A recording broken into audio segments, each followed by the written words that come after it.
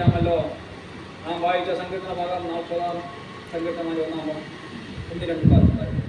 ഞാൻ യഹോവയ്ക്കായി കാത്തിരുന്നു, അവനിലേക്ക് ചാഞ്ഞ് നിലവിളി കേട്ടു. നാശകരമായ കുഴിയിൽ നിന്നും കുഴഞ്ഞ ചേറ്റിൽ നിന്നും അവൻ എന്നെ കയറ്റി. എന്റെ കാലുകളെ ഒരു പാറമേൽ നിർത്തി, എന്റെ ഗമനത്തെ സ്ഥിരമാക്കി.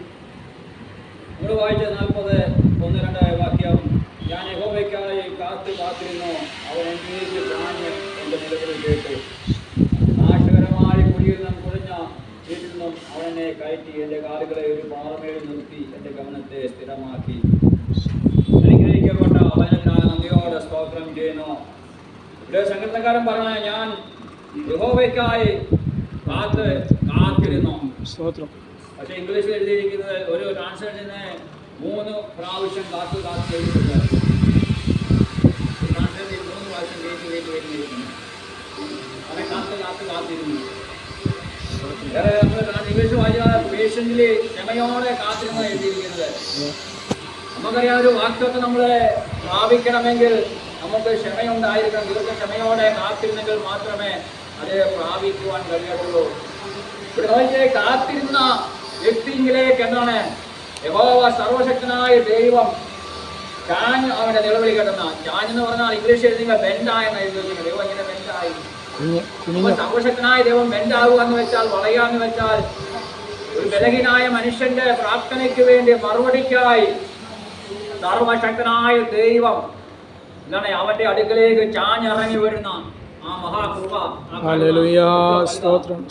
നമുക്കറിയാം, ഒരു ദേശം ഭരിക്കുന്ന ഭരണാധികാരി അല്ലെങ്കിൽ ഉന്നത സ്ഥാനത്തിരിക്കുന്ന രാജാവ് ആയിക്കോട്ടെ, ഒരു ബലഹീനായ മനുഷ്യന്റെ ശബ്ദത്തിന് മുമ്പാകെ അവർ മാറിപ്പോകുമ്പോൾ, എന്നാൽ സകല ലോകത്തെയും അടക്കി ഭരിക്കുന്ന സർവശക്തനായ ദൈവം തന്നോട് നിലവിളിക്കുന്ന, തന്റെ വാക്തത്തിനായി കാത്തിരിക്കുന്നവർക്ക് വേണ്ടി ഗോത്രം ഇറങ്ങി വന്ന് ഈ നടപ്പാക്കി കൊടുക്കുന്ന ദൈവത്തെ.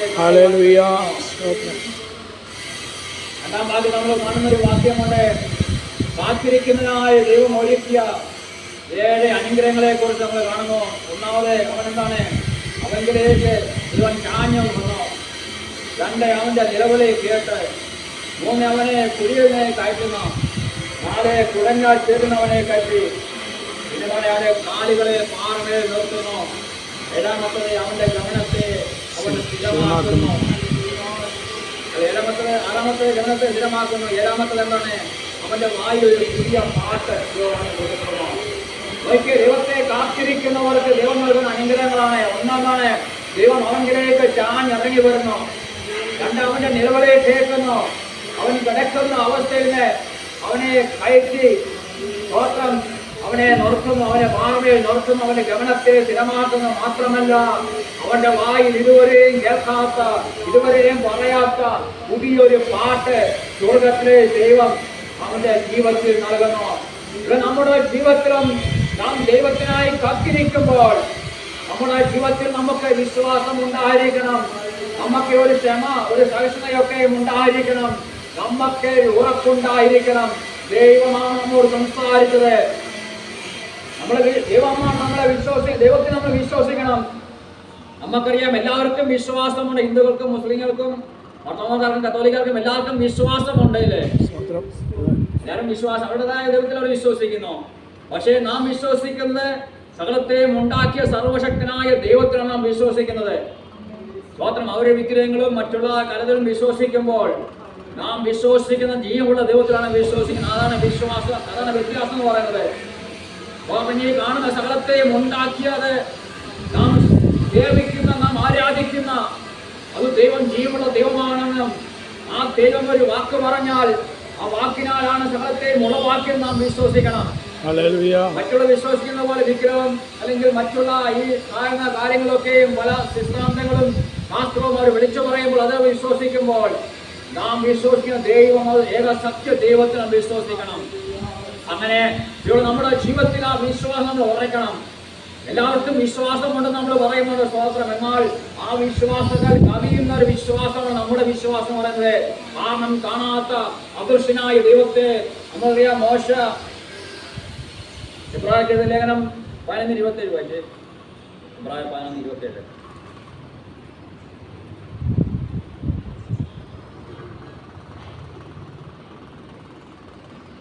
വിശ്വാസത്താൽ അവൻ അദൃശ്യ ദൈവത്തെ കണ്ടതുപോലെ ഉറച്ചു നിൽക്കുകയാൽ. നോക്കിയേ, മോശയുടെ കാര്യം, മോശയെ കുറിച്ചാണ് പറയുന്നത്. വിശ്വാസത്താൽ അദൃശ്യ ദൈവത്തെ കണ്ടതുപോലെ മോശ ഉറച്ചു നിന്നു. ഇസ്രായേലിലെ രാജാവിനെ പറവനെ ഭയപ്പെടാതെ അവിടെ വിട്ട് താനെ കടന്നുപോയി. നോക്കിയേ, 40 വർഷക്കാലം കൊട്ടാരത്തിൽ സകല സുഖ സൗകര്യങ്ങളും അനുഭവിച്ച മോശ മുൾപ്പടപ്പിൽ എന്താണ് സ്തോത്രം ദൈവത്തെ കണ്ടപ്പോൾ അത് ദൈവമാണെന്ന് ഉറച്ചു വിശ്വസിപ്പാൻ തക്കവണ്ണം ഇടവന്നു. നമുക്കറിയാം അബ്രഹാമിനെ കുറിച്ച് പഠിച്ചു കഴിഞ്ഞാലും അബ്രഹാം വിഗ്രഹങ്ങളെ കൊണ്ട് നിറഞ്ഞ ഒരു ദേശത്തെ സ്തോത്രം അവരുടെ പിതാവ് വിഗ്രഹങ്ങളെ ഉണ്ടാക്കി വിൽക്കുന്ന ഒരു പിതാവായിരിക്കുമ്പോൾ, വിഗ്രഹ നടുവിൽ താൻ ആയിരിക്കുമ്പോൾ താൻ ആ ദൈവശക്തൻ കേട്ട് അത് തന്നോട് സംസാരിച്ച ദൈവം യഥാർത്ഥ ദൈവമാണ്, ജീവനുള്ള ദൈവമാണെന്ന് തിരിച്ചറിഞ്ഞപ്പോൾ ആ വിഗ്രഹങ്ങളെയൊക്കെ വിട്ട് ദൈവത്തിന്റെ വാക്ക് കേട്ട് താൻ എവിടേക്ക് പോകുന്നറിയാതെ ആ ദൈവശക്തൻ കേട്ട് താൻ പുറപ്പെട്ട് താനെ സ്തോത്രം പുറപ്പെടുവാൻ തക്കവണ്ണം ഇടയായിരുന്നു. ഒരിക്കൽ സ്തോത്രം അവിടെ ഒരു ആലോചന പറയുവാൻ ഒരു സ്തോത്രം ഒരു കാര്യം ചോദിക്കുന്നുണ്ട്. ആരുമില്ലാതെ ഇരിക്കുമ്പോൾ താൻ ആ കേട്ട ശബ്ദം ഉറച്ചു നിൽക്കപ്പെടുവാൻ തക്കവണ്ണം ഇടവന്നു. നമ്മുടെ ജീവിതത്തിലും നമുക്കും പലപ്പോഴും ആരോട് ചോദിക്കണം, ആരോട് പറയണം നമ്മൾ അറിയാതെ ഭാരപ്പെടുന്ന അനേക പ്രയാസങ്ങൾ ഉണ്ടായിരിക്കാം. എന്നാൽ നാം ഒരു ശബ്ദം കേട്ട് കഴിഞ്ഞാൽ ആ ശബ്ദം ദൈവശബ്ദമാണെന്ന് ഉറച്ച് കേൾക്കുവാൻ, ഉറച്ച് വിശ്വസിപ്പാൻ തക്കവണ്ണം ഇടയായിരിക്കണം. കാരണം നാം സേവിക്കുന്ന ദൈവം, നമ്മെ അറിയുന്ന ദൈവം, നമ്മെ കാണുന്ന ദൈവം, അത് സർവശക്തനായ ദൈവമാണെന്ന് ഉറപ്പ് നമ്മുടെ ജീവിതത്തിൽ ഉണ്ടായിരിക്കണം. ഇവിടെ നോക്കി, ഞാൻ യഹോവയ്ക്കായി കാത്തിരുന്നു, അവൻ എങ്കിലേക്ക് ചാഞ്ഞ് എന്റെ നിലവിളി കേട്ടോ. നോക്കി, കാത്തിരുന്നവങ്കിലേക്ക് ചാഞ്ഞ് ഇറങ്ങി പോരുന്ന ഒരു ദൈവമുണ്ട്. നമ്മൾ അപ്പോസ്തലപ്രവൃത്തി 1:4 വായിക്കുമ്പോൾ അവിടെ യേശു ശിഷ്യന്മാരോട് പറയുന്ന ഒരു കാര്യമുണ്ട്. വായിച്ചേ, അപ്പോസ്തലപ്രവൃത്തി 1:4.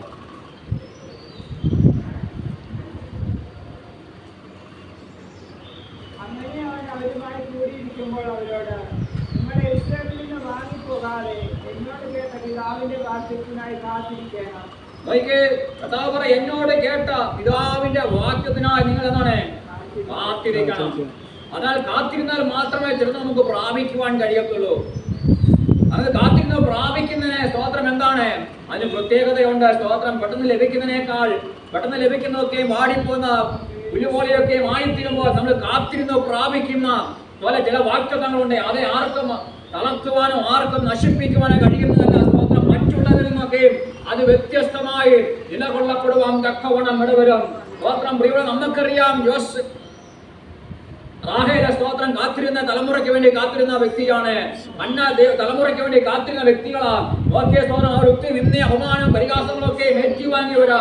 എന്നാൽ അവർക്ക് തലമുറ ലഭിച്ചപ്പോൾ ആ തലമുറ മറ്റുള്ള തലമുറയേക്കാൾ അനുഗ്രഹിക്കപ്പെട്ട തലമുറയായി സ്തോത്രം മാറ്റപ്പെടുവാൻ ഇടവന്നതിന്റെ കാരണം എന്താണ്?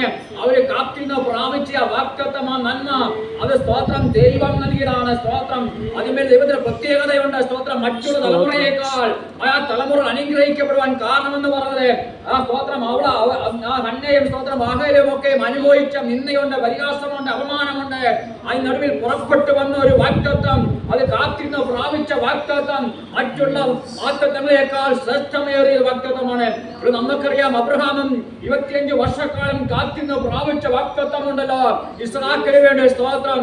താൻ എന്നാൽ വിശ്വാസത്തിൽ പലപ്പോഴും ക്ഷീണിച്ചു പോയിട്ടുണ്ട്. നമ്മുടെ ജീവിതത്തിലും വാക്തത്വം താമസിക്കുമ്പോൾ നമ്മൾ ക്ഷീണിച്ചു പോകാറുണ്ട്, വിശ്വാസം നമ്മൾ ക്ഷീണിച്ചു പോകാറുണ്ട്, നമ്മുടെ ഉറപ്പ് പലപ്പോഴും നഷ്ടപ്പെട്ടു പോകാറുണ്ട്.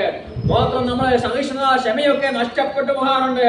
സ്തോത്രം നമ്മൾ കാത്തിരുന്ന് നമ്മൾ ക്ഷീണിക്കും, മറ്റുള്ളത് പറയും നമ്മൾ മണ്ടന്മാരാണ്, പൊട്ടന്മാരാണ്, ചെകിടന്മാരാണെന്നൊക്കെ പറയുമ്പോൾ സ്തോത്രം നമ്മൾ അതും ഇതും കേട്ട് പലപ്പോഴും നമ്മളെ ദേഷ്യപ്പെടുവാനും കോപിക്കുവാനും ഒക്കെയും ഇടവന്ന് നമുക്കറിയാലോ. മോശയോട് പറഞ്ഞു, നീ പാറമേൽ പോയി അടിക്കാന്ന് പറഞ്ഞപ്പോൾ, മോശയോട് കൽപ്പിക്കാൻ പറഞ്ഞപ്പോൾ മോശ എന്താണ് പുറപ്പെട്ടു പോയി പാറത്തിൽ അടിക്കുവാനുള്ള ഇടയാക്കുന്നത്. കാരണം അവർ വായിക്കാം സംഖ്യാപുസ്തകം 20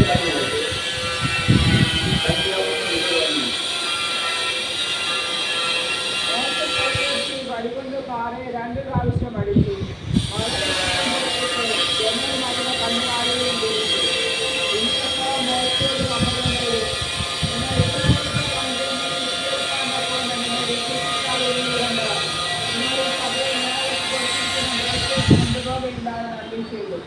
ഇത് ഇസ്രായേലിനൊക്കെ യഹോവയോട് കലഹിച്ചതും അവൻ ശുദ്ധീകരിക്കപ്പെട്ടതുമായ കലഹത്തിൽ. മോശയോട് പാറമയോട് കൽപ്പിക്കാൻ പറഞ്ഞപ്പോൾ ഈ പാറമേൽ ജലത്തെ പുറപ്പെടുവിക്കുക എന്ന് പറഞ്ഞ് മോശ കോപിച്ചെന്നാണ് പാറമ 2 പ്രാവശ്യം അടിക്കുവാൻ വേണ്ടി ഇടയായിരുന്നു. കാരണം ജനത്തിന്റെ പുറവുറപ്പ്, ജനത്തിന്റെ ആ വാക്ക് കേട്ട സ്തോത്രം തനിക്കെന്താണ് കോപം ജനിച്ചു. അവിടെ കാരണം അത് നിമിത്തമായിട്ട് തനിക്കെന്ത് പറ്റി? തനിക്ക് വാഗ്ദത്ത ദേശത്തെ കടക്കുവാൻ കഴിയാതെ വണ്ണം മോശയോട് പറഞ്ഞു, യോർദാന്റെ മറുകര കടക്കത്തില്ല, അവിടെ കാണത്തേയുള്ളൂ. നമുക്കറിയാം ആവർത്തന പുസ്തകത്തിൽ 3:25 വായിക്കുമ്പോൾ മോശ അവിടെ ദൈവത്തോട് യാചിക്കുന്നുണ്ട്, ഞാനൊന്ന് കടന്നോട്ടെന്ന്. അത് വായിച്ചേ, ആവർത്തനം 3:25. ഞാൻ കടന്നു ചെന്ന യോർദാനക്കരെയുള്ള മലദേശവും മനോഹരമായ പർവ്വതവും ലെബനോനും ഇന്ന് കണ്ടുകൊള്ളട്ടെ എന്ന് പറഞ്ഞു. എന്നാൽ യഹോവ നിങ്ങളുടെ നിമിത്തം എന്നോട് കോപിച്ചിരിക്കുന്നു, എന്റെ അപേക്ഷ കേട്ടതുമില്ല. യഹോവ എന്നോട് മതി, ഈ കാര്യത്തെക്കുറിച്ച് ഇനി എന്നോട് സംസാരിക്കരുത്. മോശ അവിടെ കിഞ്ചിയിട്ട് പോലും മോശയ്ക്ക് ദൈവം അനുവാദം കൊടുത്തില്ല യോർദാനെ കടക്കുവാൻ വേണ്ടി.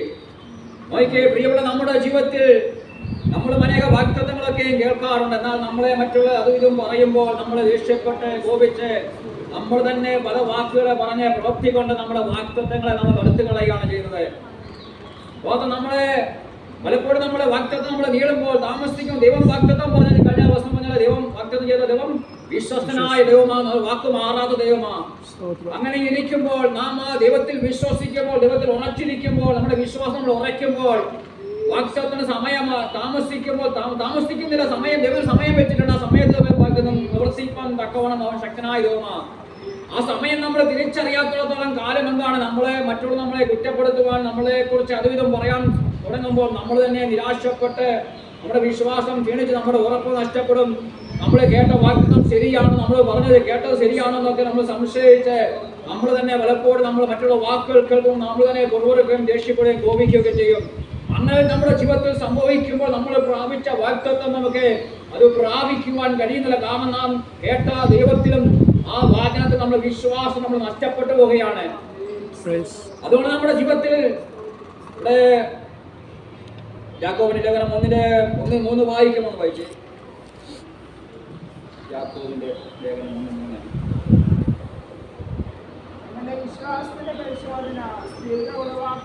നമ്മുടെ വിശ്വാസ പരിശോധന സ്ഥിരതയെ ഉളവാക്കുന്നു. അപ്പൊ നമ്മുടെ വാഗ്ദത്തം നൽകിയ ദൈവം നമ്മളെ വിശ്വാസം ഒന്ന് ചിലപ്പോൾ ശോധന ചെയ്യാറുണ്ട്, പരിശോധിക്കാറുണ്ട്. നമ്മളെ ഉറപ്പുണ്ടോ, നമുക്ക് സ്ഥിരതയുണ്ടോ എന്ന്. അങ്ങനെ വരുമ്പോൾ നമ്മളെ ഒന്ന് പരിശോധിക്കുമ്പോൾ നമ്മളെ കൂടെ നിൽക്കുന്നവർ തന്നെ നമ്മളെ കുറ്റപ്പെടുത്തുവാൻ, നമ്മളെ സഹായമായി തീരേണ്ടവർ തന്നെ, നമ്മളെ ഒന്ന് സപ്പോർട്ട് ചെയ്യേണ്ടവർ തന്നെ, ഒരാശ്വാസ വാക്ക് പറയേണ്ടവർ തന്നെ നമ്മളെ എന്താണ് കുറ്റപ്പെടുത്തുവാൻ തുടങ്ങും. അത് ദൈവത്താൽ വരുന്ന ഒരു പരിശോധനയാണ്. നമുക്കറിയാം കർത്താവ് യേശുവിനെ പിശാച് പരീക്ഷിക്കുവാൻ വേണ്ടി അടുത്തു വന്നു. എന്നാൽ പിശാചിനെ ദൈവം ജയിക്കപ്പെടുവാൻ തക്കവണ്ണം ഇടയാക്കുന്ന നമ്മൾ വായിക്കുന്നത് ലൂക്കോസിന്റെ 4-4 വാക്യം പറ്റി. ലൂക്കോസ് 4:1. ലൂക്കോസ് 4:1-13 വാക്യം. യേശു പരിശുദ്ധാത്മാവ് നിറഞ്ഞവനായി യോർദാൻ വിട്ട് മടങ്ങി. ആത്മാവ് അവനെ മരുഭൂമിയിലേക്ക് നടത്തി. പിശാച് അവനെ 40 ദിവസം പരീക്ഷിച്ചു കൊണ്ടിരുന്നു. പിശാച് അവനെ 40 ദിവസം പരീക്ഷിച്ചു കൊണ്ടിരുന്നു. അതിന്റെ 13 വാക്യം.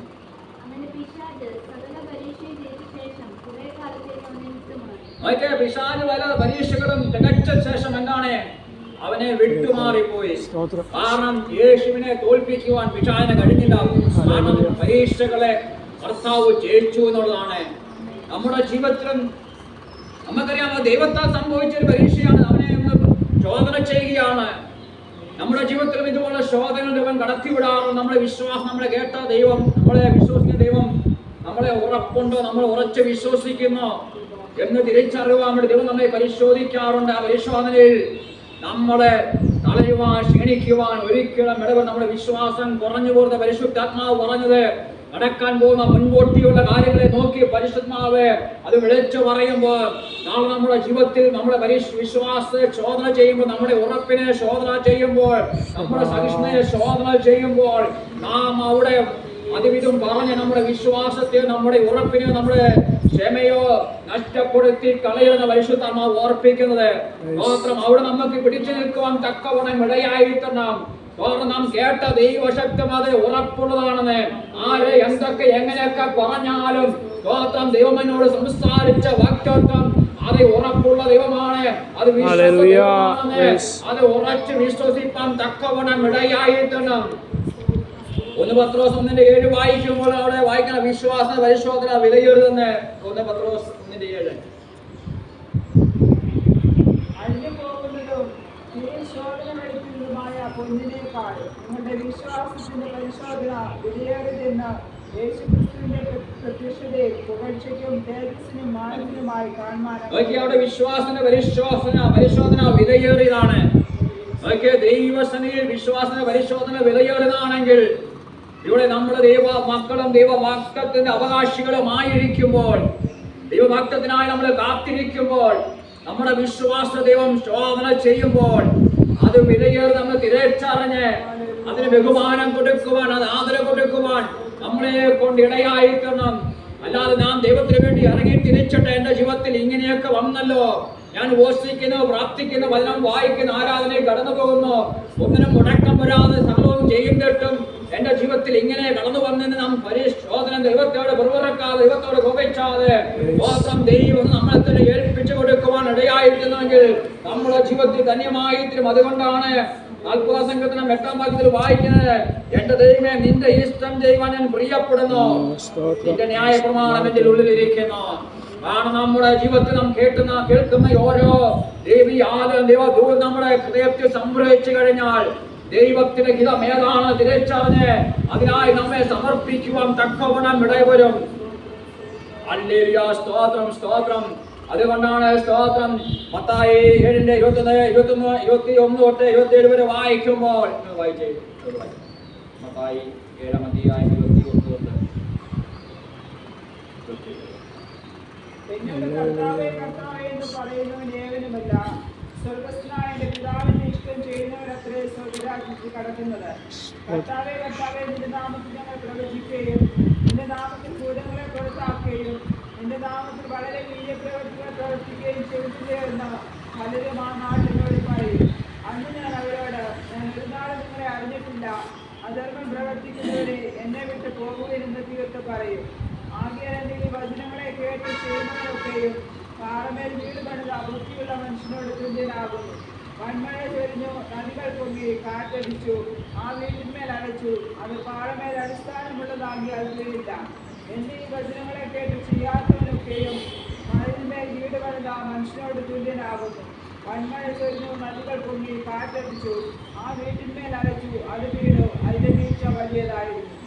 കർത്താവ് പറയാണ്, കർത്താവെ കർത്താവ് എന്ന് വിളിക്കുന്ന ആരുമല്ല, കർത്താവിന്റെ ഇഷ്ടം ചെയ്യുന്നവനാണ് കർത്താവിന് പ്രിയൻ. നമുക്കൊക്കെ പ്രവാചന്മാരെ കുറിച്ച് പറഞ്ഞ ഭൂതങ്ങളെ പുറത്താക്കുന്നതിനെ പറഞ്ഞ വീര്യ പ്രവൃത്തികളെ ചെയ്യുന്നതിനെ കുറിച്ച് പറഞ്ഞിട്ട് കർത്താവ് പറയുകയാണ്, ഗോത്രം എന്താണ്?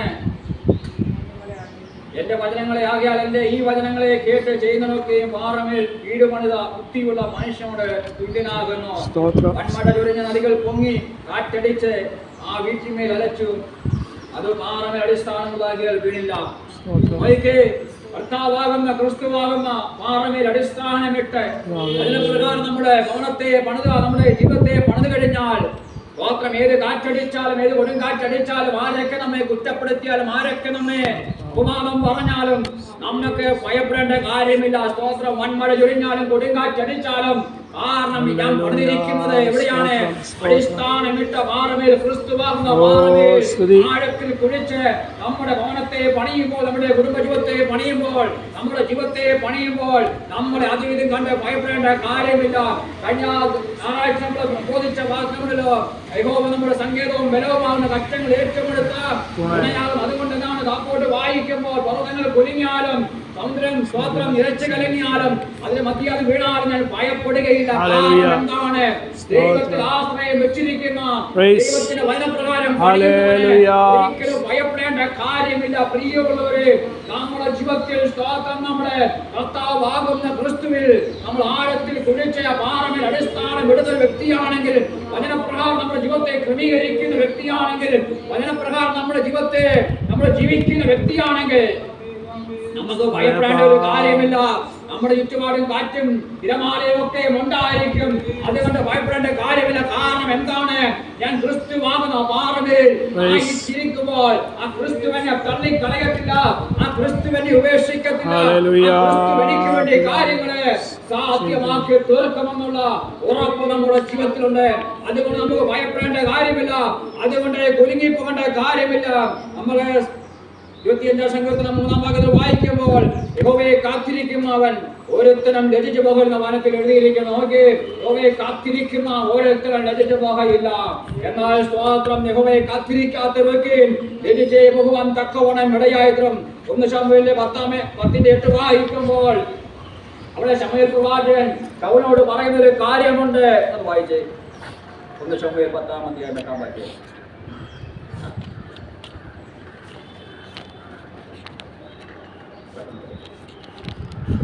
എനിക്ക് മുമ്പേ ഗിൽഗാലിലേക്ക് പോകണം. സൗമ്യയാകും സമാധാനയാകും കഴിക്കാൻ ഞാൻ നിന്റെ അടുക്കൽ വരും.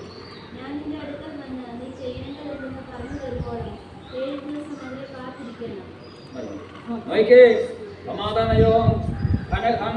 സമാധാനയാവും കഴിപ്പാൻ വേണ്ടി ശമൂവേൽ പറഞ്ഞു, ഞാൻ അവിടെ ഗിൽഗാലിൽ വരും, നീ 7 ദിവസം അവിടെ എന്നെ കാത്തിരിക്കണം. എന്നാൽ 13:8 വായിച്ചേ. ശമൂവേൽ 13:8.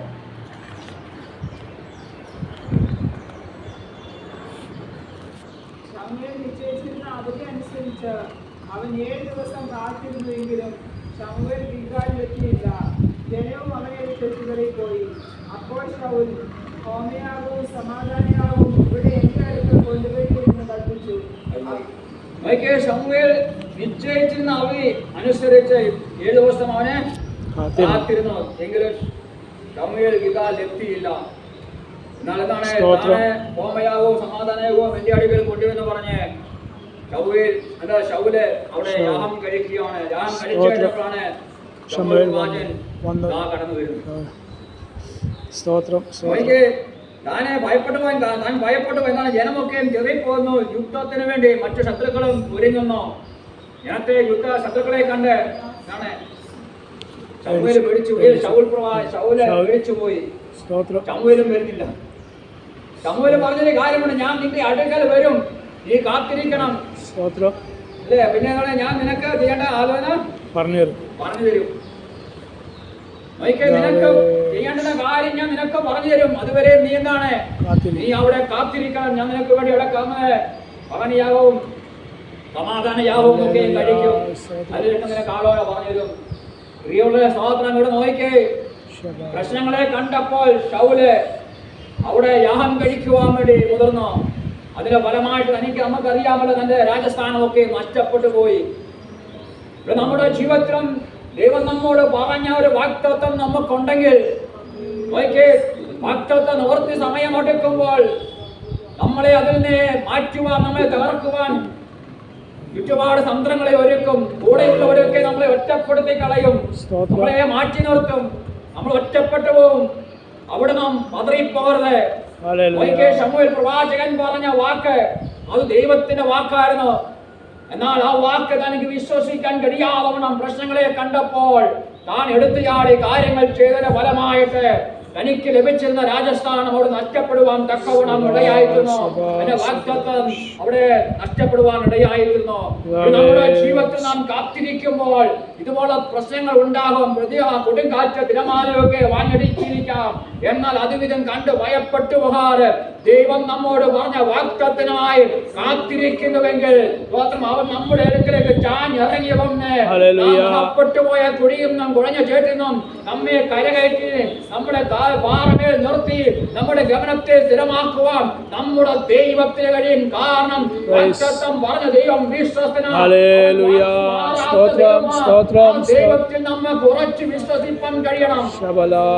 അല്ലാതെ സാഹചര്യത്തെ നോക്കി അതുവിധം കണ്ട് നാം ഭയപ്പെട്ട് അങ്ങോട്ട് പോയി ഇങ്ങോട്ട് പോയി നമ്മുടെ ഇഷ്ടപ്രകാരം നമ്മുടെ ജീവിതത്തെ നയിച്ചു കഴിഞ്ഞാൽ നമുക്ക് ലഭിച്ചിരുന്ന വാഗ്ദത്തം പോലും അത് നഷ്ടപ്പെടുവാൻ ഇടയായിത്തീരും. അതുകൊണ്ട് സ്തോത്രം, എന്താണ് നാം കാത്തിരിക്കുമ്പോൾ ദൈവം നമുക്ക് അടുക്കലേക്ക് ഇറങ്ങി വന്ന് നമ്മുടെ കാലുകളെ പാറമേൽ നിർത്തി നമ്മുടെ ഗമനത്തെ സ്ഥിരമാക്കി അവൻ നമ്മെ മുന്നോട്ട് നയിക്കുവാൻ തക്കവണ്ണം ഇടയായിത്തീരും. ശൗല സ്തോത്രം തന്റെ കാലിടുന്ന തോന്നിയപ്പോൾ താൻ സ്വയമായിട്ട് അതിനുവേണ്ട കാര്യങ്ങൾ ചെയ്തു. എന്നാൽ പ്രിയയോട് നാം സ്വയമായിട്ട് കാര്യങ്ങളൊന്നും ചെയ്യാൻ വേണ്ടി പോകണ്ട. ദൈവം നമ്മുടെ കാലുകളെ അവൻ പാറമേൽ ഉറപ്പിക്കും. അവൻ നമ്മുടെ ഗമനത്തെ സ്ഥിരമാക്കും. സ്ഥിരമാക്കിയാൽ മാത്രമേ നമുക്ക് സ്ഥിരമായിട്ട് നിൽക്കുവാൻ കഴിയത്തുള്ളൂ. നമ്മൾ എത്ര സ്ഥിരമാക്കാൻ നോക്കിയാലും, നമ്മൾ എത്ര സ്തോത്രം ഏത് ഉറപ്പിന്മേൽ നിൽക്കാൻ നോക്കിയാലും ദൈവം ഉറപ്പിക്കുന്നില്ലെങ്കിൽ നമുക്ക് എവിടെ നിൽക്കുവാൻ കഴിയത്തില്ല. ദൈവം ഉറപ്പിച്ചു കഴിഞ്ഞാൽ, ദൈവം നമ്മളെ ഗമനത്തെ സ്ഥിരമാക്കി കഴിഞ്ഞാൽ അത് ആർക്കും തകർക്കുവാൻ കഴിയത്തില്ല. ഏത് പൈശാചി മന്ത്രം എഴുന്നേറ്റാലും, എത്ര വലിയ ശത്രു എഴുന്നേറ്റാലും അത് തകർക്കുവാൻ കഴിയത്തില്ല.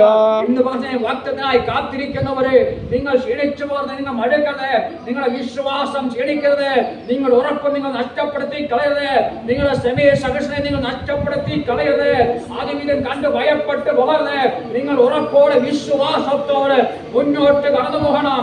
കാരണം നിങ്ങൾക്ക് വേണ്ടി ഒരുക്കി വച്ചിരിക്കുന്ന വാഗ്ദത്തം അത് വിലയേറിയ വാഗ്ദത്തമാണ്. അതിനേക്കാൾ ശ്രേഷ്ഠമേറിയ ഒരു വാഗ്ദത്തം ദൈവം നമുക്ക് വേണ്ടി ഒരുക്കി വച്ചിരിക്കുമ്പോൾ നാം വില കുറച്ച് കാണരുത്. വിശ്വാസത്തിന്റെ പരിശോധന അത് വിലയേറുന്ന തിരിച്ചറിഞ്ഞ് അതിനായി നമ്മൾ ഏൽപ്പിച്ചു കൊടുക്കാം, അതിനായി നമ്മളെ ഒരുക്കിയെടുക്കാം. അത് നമ്മെ പരാജയപ്പെടുത്തുവാൻ ജയമെടുക്കുവാൻ ഇടവരാകണം. ആ പരീക്ഷണം ജയിക്കുവാൻ തക്കവണ്ണം ആത്മാവ് ഇന്ന് വളരെ ആലോചന പറയുന്നത് എല്ലാം ഏൽപ്പിച്ചു കൊടുക്കണം. അതിനായത് നമ്മളെ സഹായിക്കുന്ന വീട്ടോടുന്ന ഇപ്പോൾ